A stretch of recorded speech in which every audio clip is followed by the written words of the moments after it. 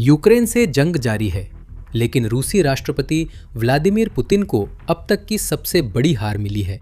यह ना तो डोनबास की अग्रिम पंक्तियों पर हुआ, ना ही खेरसोन के युद्ध क्षेत्रों तक सीमित है। इसके बजाय ये पूर्वी यूरोप और मध्य और पश्चिमी एशिया के लगभग दर्जन भर स्वतंत्र देशों में हो रहा है, जिनमें मोल्दोवा, कजाकिस्तान और आर्मेनिया शामिल है। ये देश सिर्फ कुछ उदाहरण हैं जिन्हें रूस अपना निकट विदेश कहना पसंद करता है। और इस शब्द को समझने के लिए हमें सबसे पहले 1991 और सोवियत संघ के विघटन तक पीछे जाना होगा। ये आधुनिक इतिहास की बड़ी घटनाओं में थी, लेकिन संघ का पतन इतना आसान नहीं था जितना लोग मानते हैं। हाँ, पूर्व सोवियत गणराज्यों ने कुछ हद तक राजनीतिक स्वतंत्रता पाई, लेकिन चूंकि इन देशों में से कई काफी छोटे थे और उनके पास जरूरी नहीं कि विशाल संसाधन, मजबूत घरेलू ढांचा या अंतर्राष्ट्रीय संबंधों का बड़ा नेटवर्क हो, इसलिए उनमें से ज्यादातर ने आने वाले वर्षों में रूस पर भारी निर्भरता बनाए रखी। इस प्रवृत्ति के कुछ अपवाद भी थे। उदाहरण के लिए एस्तोनिया, लातविया और लिथुआनिया ने स्कैंडिनेविया और पोलैंड की भौगोलिक निकटता के कारण यूरोप से जल्दी मजबूत संबंध बना लिए। इससे उनके लिए पश्चिमी संस्थाओं में शामिल होना, यूरोपीय संघ के भीतर व्यापार मार्ग स्थापित करना और यहाँ तक कि 2004 में यूरोपीय संघ में शामिल होना भी आसान हो गया। वे सोवियत पावर ग्रिड से अलग होकर रूसी गैस आयात रोकने, यूरोपीय पावर नेटवर्क से जुड़ने और नाटो में शामिल होने में सफल रहे। हालांकि बाकी 11 निकट विदेश देशों के लिए रूस व्यापार, ऊर्जा और सुरक्षा का मुख्य प्रदाता बना रहा। उदाहरण के लिए ताजिकिस्तान और उज़्बेकिस्तान दशकों से अपनी अर्थव्यवस्था के लिए रूस पर निर्भर रहे हैं।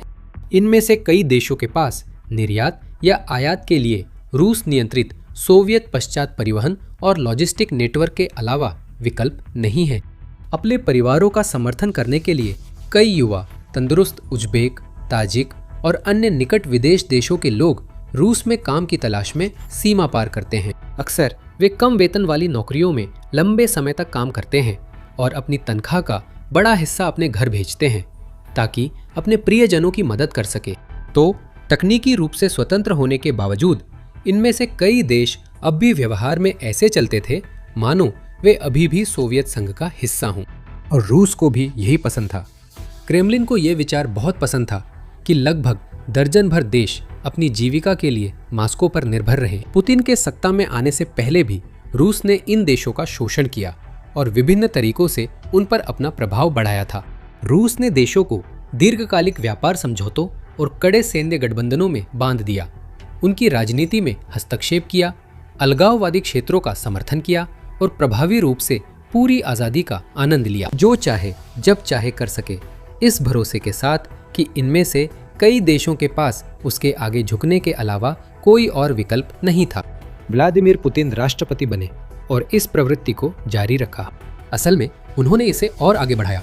बेलारूस जैसे विभिन्न देशों में कठपुतली नेताओं को स्थापित करने के लिए अपनी पूरी ताकत लगा दी, जिससे उनकी रूस पर निर्भरता और बढ़ गई और उनके लिए रूस के प्रभाव क्षेत्र से बाहर निकलना और भी मुश्किल हो गया। वह चाहते थे कि निकट विदेश आने वाले दशकों तक वैसा ही बना रहे, ताकि भले ही सोवियत संघ अब नक्शे पर मौजूद न हो, लेकिन उसकी गूंज राजनीति और व्यापार जैसे क्षेत्रों में अब भी महसूस की जा सके। और अगर कोई भी देश भटकने के कोई संकेत देता तो पुतिन उन्हें सजा देते। हमने 2008 में जॉर्जिया में ऐसा होते देखा था। उदाहरण के लिए अप्रैल में नाटो ने घोषणा की कि जॉर्जिया गठबंधन में शामिल होगा, जिसे मॉस्को ने क्षेत्रीय वर्चस्व के लिए खतरा माना। उसने महसूस किया कि उस समय के पश्चिम समर्थक राष्ट्रपति मिखाइल साकाशविली के नेतृत्व में जॉर्जिया धीरे धीरे लेकिन निश्चित रूप से उसके प्रभाव क्षेत्र से बाहर जा रहा था। इसलिए उसने आक्रमण की योजना बनाई, देश पर नरसंहार करने का आरोप लगाया और अलगाववादी क्षेत्रों पर कब्जा कर लिया। 2014 में यह यूक्रेन में दोहराया गया। रूस को लग रहा था कि कीव यूरोप के पास जा रहा है। देश भर में बड़े विरोध प्रदर्शन हुए, जिसमें यूक्रेनी जनता सरकार पर पश्चिमी देशों से आर्थिक और राजनीतिक संबंध मजबूत करने का दबाव डाल रही थी। पुतिन ऐसा होने नहीं दे सकते थे। उन्हें यह पसंद नहीं था कि यूरोपीय संघ या खासकर नाटो रूस के करीब आए और वे काला सागर के पार शक्ति प्रदर्शन करने की अपनी क्षमता खोने से बहुत डरते थे। उन्होंने फिर आक्रमण की योजना बनाई और क्रीमिया प्रायद्वीप पर कब्जे के लिए छोटी गुप्त सेना भेजी। पश्चिमी शक्तियों ने इन सब को होने दिया और अमेरिकी यूरोपीय नेताओं ने नियर अब्रॉड की अवधारणा अपनाकर रूस की क्षेत्रीय प्रभुत्व मान ली। जैसा कि लेखक, विश्लेषक और खोजी पत्रकार केसी मिशेल ने वॉल स्ट्रीट जर्नल में उल्लेख किया है, इसमें बिल क्लिंटन, जिन्होंने कजाकिस्तान और यूक्रेन पर परमाणु हथियार रूस को देने का दबाव डाला, और बराक ओबामा, जिन्होंने रूस के जॉर्जिया पर आक्रमण को नजरअंदाज किया, शामिल है।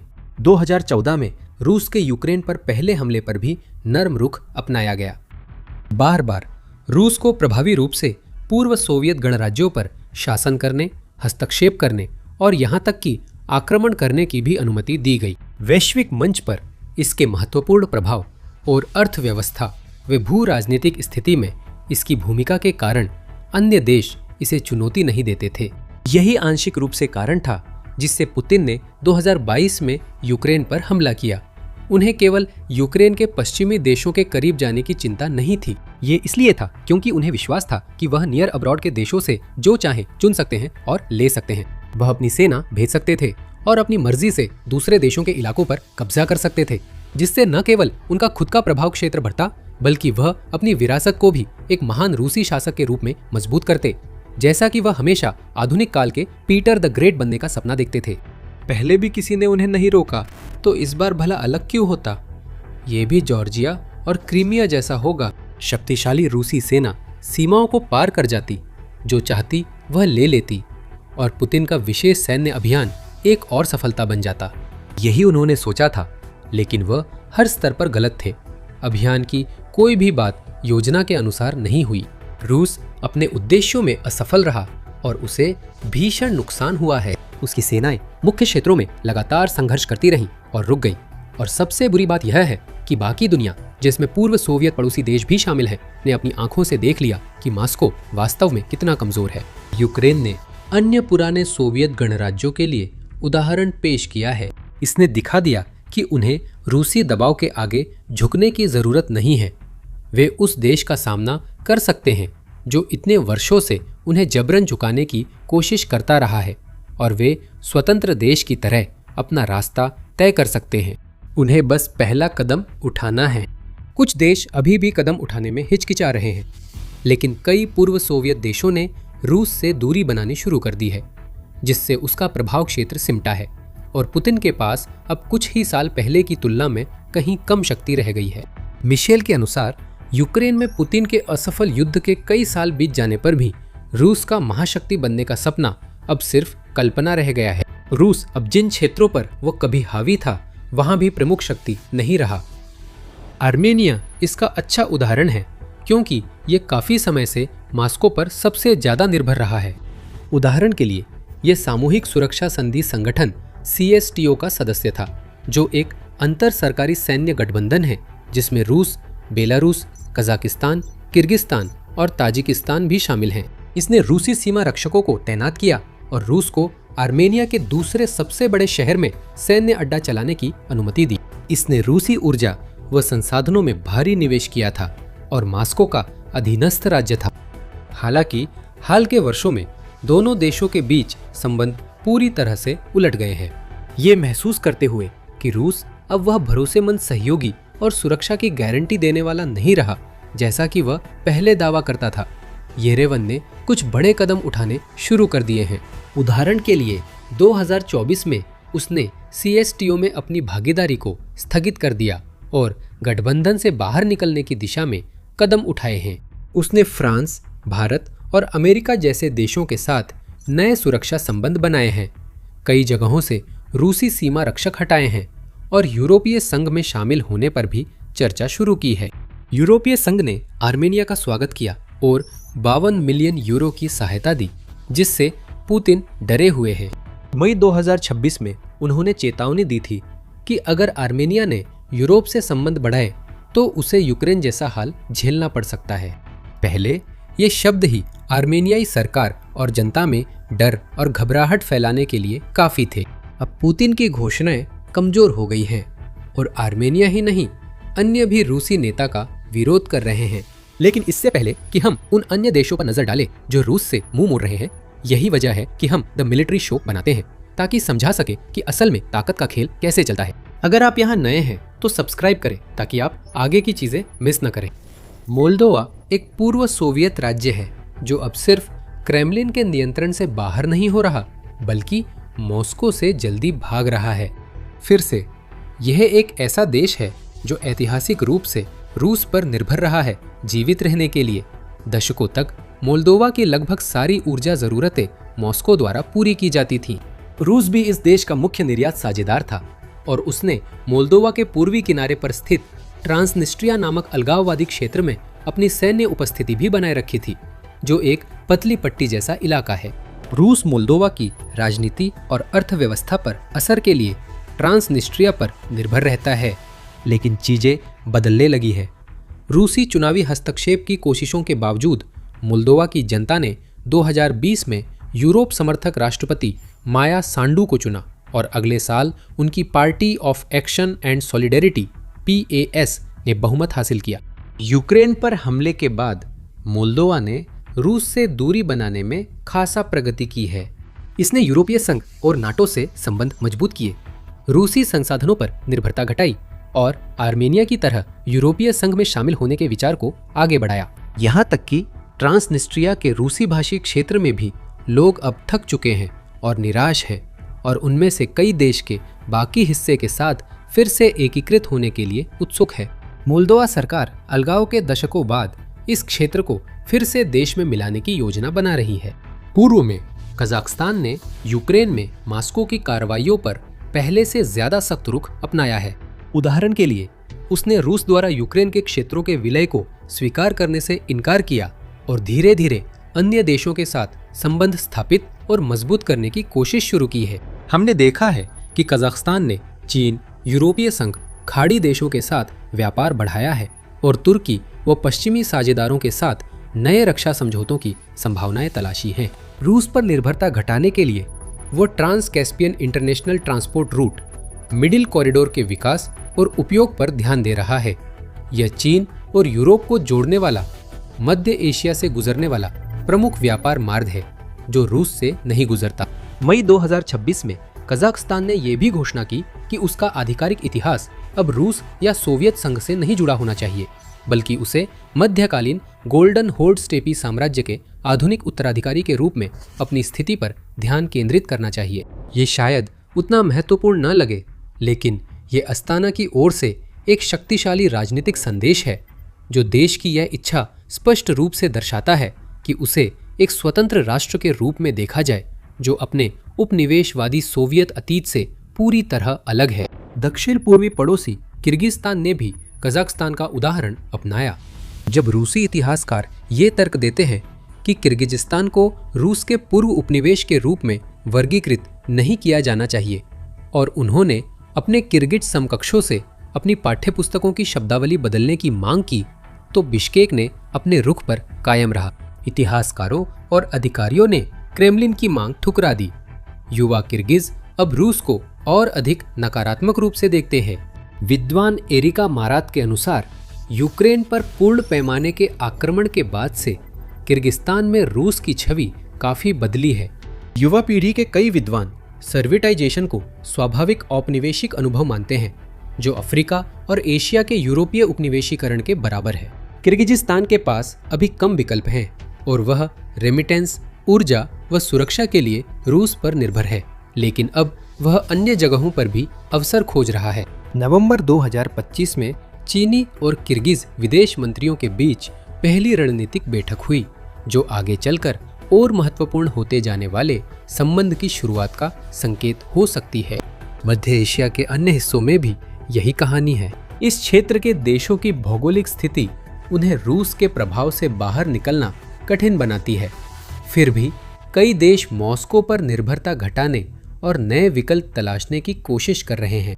उज़्बेकिस्तान चीन से व्यापार बढ़ा रहा है और तुर्की यूरोपीय संघ खाड़ी देशों से संबंध मजबूत करने की कोशिश कर रहा है।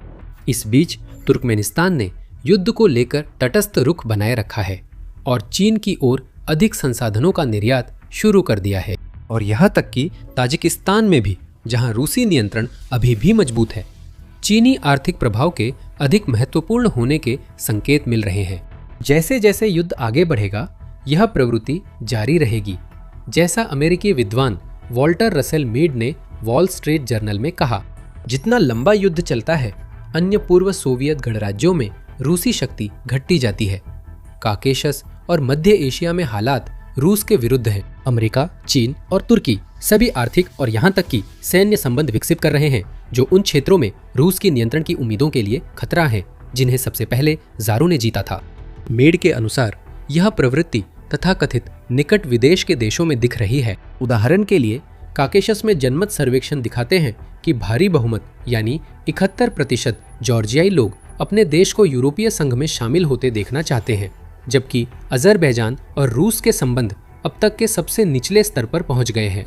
यहाँ तक कि बेलारूस में भी हम देख सकते हैं कि रूसी प्रभाव कम होना शुरू हो गया है। 1-2 साल पहले यह चौंकाने वाली बात होती, क्योंकि बेलारूस को पुतिन शासन की सबसे बड़ी कठपुतली माना जाता था। यह दिखाता है कि मॉस्को की हालत कितनी खराब हो गई है। जून 2026 में बेलारूस के राष्ट्रपति और पुतिन के सहयोगी अलेक्जेंडर लुकाशेंको ने यूक्रेनी राष्ट्रपति व्लादिमीर जेलेंस्की के अल्टीमेटम के आगे झुक गए। जेलेंस्की ने बेलारूस को धमकी दी थी कि अगर वह रूस द्वारा यूक्रेन में शाही ड्रोन मार्गदर्शन के लिए इस्तेमाल हो रहे सिग्नल रिले स्टेशन बंद नहीं करता तो सैन्य कार्रवाई होगी। लुकाशेंको को पुतिन का पालतू माना जाता है, फिर भी वो अपने देश को जरूरत से ज्यादा युद्ध में नहीं घसीटना चाहते। उन्होंने जेलेंस्की की मांग पर काम कर रूस के लिए युद्ध और मुश्किल कर दिया। लुकाशेंको हाल ही में कई बार चीन गए हैं और इन यात्राओं के प्रभावों को नजरअंदाज नहीं किया गया। यूक्रेन के दुष्प्रचार रोधी केंद्र CCD ने बेलारूसी राष्ट्रपति की बीजिंग मौजूदगी पर टिप्पणी की। लुकाशेंको की चीन की ताजा यात्रा, जिसे वे रूस के मुकाबले संतुलन के लिए इस्तेमाल करते हैं, रूस के घटते विदेश नीति प्रभाव का और संकेत है। पूर्वी यूरोप, दक्षिण काकेशस और मध्य एशिया के बाद अब रूस अपने मुख्य उपग्रह राज्य पर भी प्रभाव खो रहा है। इन सभी निकटवर्ती देशों का रूस से दूरी बनाना 2022 से पहले संभव ही नहीं था। यूक्रेन पर आक्रमण करने से पहले रूस निश्चित रूप से एक आदर्श सहयोगी, साझेदार या रक्षक नहीं था, लेकिन उज़्बेकिस्तान और आर्मेनिया जैसे देशों को कम से कम ये भरोसा था कि वे अपनी अर्थव्यवस्था में मदद के लिए मॉस्को पर निर्भर रह सकते हैं और जब भी कोई कठिन परिस्थिति आती है, रूस उनकी मदद करेगा। अब देश रूस को नए नजरिए से देखते हैं और ये पुतिन की गलती है। यूक्रेन पर हमला कर उन्होंने रूस की ताकत दिखाना चाहा, लेकिन उल्टा असर हुआ। क्रेमलिन की डोनबास पर कब्जा करने में शर्मनाक नाकामी और यूक्रेन में अपने घोषित लक्ष्यों को हासिल करने में असमर्थता ने असल में उसकी कमजोरी को उजागर कर दिया है। पुतिन के लिए हालात हर दिन और शर्मनाक हो रहे हैं। मोर्चे पर रूसी सेना रुकी हुई है। यूक्रेन अब और भी जोरदार जवाबी हमला कर रहा है, अहम इलाकों में बढ़त बना रहा है और रूस की राजधानी समेत उसके क्षेत्रों में लंबी दूरी के ड्रोन व मिसाइल हमले कर रहा है। कीव की सेनाएं भी क्रीमिया को आज़ाद कराने की दिशा में बड़े कदम उठा रही है, जो कुछ साल पहले तक असंभव लगता था। और जैसा कि मिशेल ने बताया, मिस्टर पुतिन का यह विश्वास कि वह डोनबास के बाकी हिस्से पर भी कब्जा कर सकते हैं अब हकीकत से बिल्कुल अलग दिखता है, जिससे यह साफ हो जाता है कि क्षेत्रीय प्रभुत्व को लेकर रूस के दावे अब कितने खोखले हैं। पूरा विश्व, जिसमें पूर्व सोवियत गणराज्य भी शामिल है, यह देख रहा है और उन्हें जो दिख रहा है वह पसंद नहीं आ रहा, क्योंकि रूस ने अपना असली चेहरा दिखा दिया है।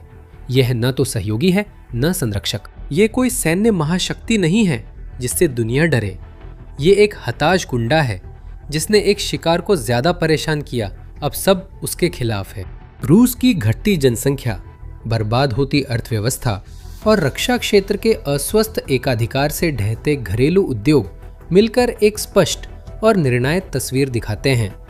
रूसी संघ, जैसा कि हम उसे जानते हैं, और खासकर पुतिन शासन के दिन अब सचमुच गिने चुने रह गए हैं। अब आप इस वीडियो में जान सकते हैं कि कैसे युद्ध का रुख पुतिन के खिलाफ बदल गया है, जिसमें बताया गया है कि यूक्रेनी विशेष बलों ने जापोरिजिया के एक महत्वपूर्ण स्थान पर अपने विरोधियों के खिलाफ निर्णायक घात लगाकर हमला किया। इस वीडियो में जाने की रूसी सैनिकों की जिंदगी कितनी खराब हो गई है, जहां अग्रिम मोर्चे पर हमला करने वाले सैनिकों की औसत जीवन प्रत्याशा अब दिनों में नहीं बल्कि महज कुछ मिनटों में मापी जाती है।